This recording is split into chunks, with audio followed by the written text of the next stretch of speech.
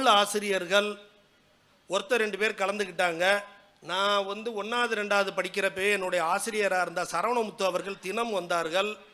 அது மாதிரி நான் இங்கே இருக்கிறதுல ஒரு பாதி பேர் மேலே பேர் சொல்கிற மாதிரி இருக்கும், தவறாக எடுத்துக்க வேண்டாம், நேரம் பத்தாது. தமிழ் ஆசிரியர்கள் சிறந்த பேச்சாளர்களை எங்களுக்கு உருவாக்கி தரணும். எங்களுடைய நோக்கம் அறம் சார்ந்த கருத்துக்கள் மக்களை சென்றடைய வேண்டும். இப்போ இங்கே வந்திருக்கிறவங்க நிறைய பேர் குடும்பத்தோடு வந்திருந்தால் எங்களுக்கு சந்தோஷம். நான் கொடுத்த பத்திரிகையில் நிறைய பேர் வர்றதே இல்லை. அதே நேரத்தில் எங்கள் ஊரில் ஒரு சின்ன விசேஷம்னு பத்திரிக்கை கொடுத்தாலும் யாருமே 99% மிஸ்ஸிங் இல்லாமல் வந்துடுறாங்க. இங்கே அவசியம் அடுத்தடுத்த வருஷம் குடும்பத்தோடு வரணும்.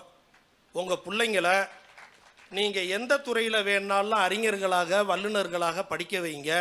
உங்கள் பிள்ளைகளுக்கு எத்தனை லாங்குவேஜ் வேணாலும் சொல்லிக் கொடுங்க. ஆனால் பிரதான தமிழ் மொழி தான் இன்றியமையாதது.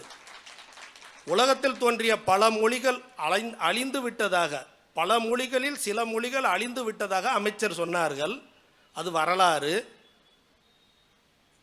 உலகத்தில் பரிபாஷையில் எழுத்து வடிவமே வராமல் பேச்சே வராமல் பரிபாஷையில் சைகையில் பேசிக்கிட்டு இருக்கிற காலத்திலேயே தமிழ் மொழிக்கு இலக்கணமும் இலக்கியமும் தோன்றிவிட்டதாக வரலாறு சொல்கிறது.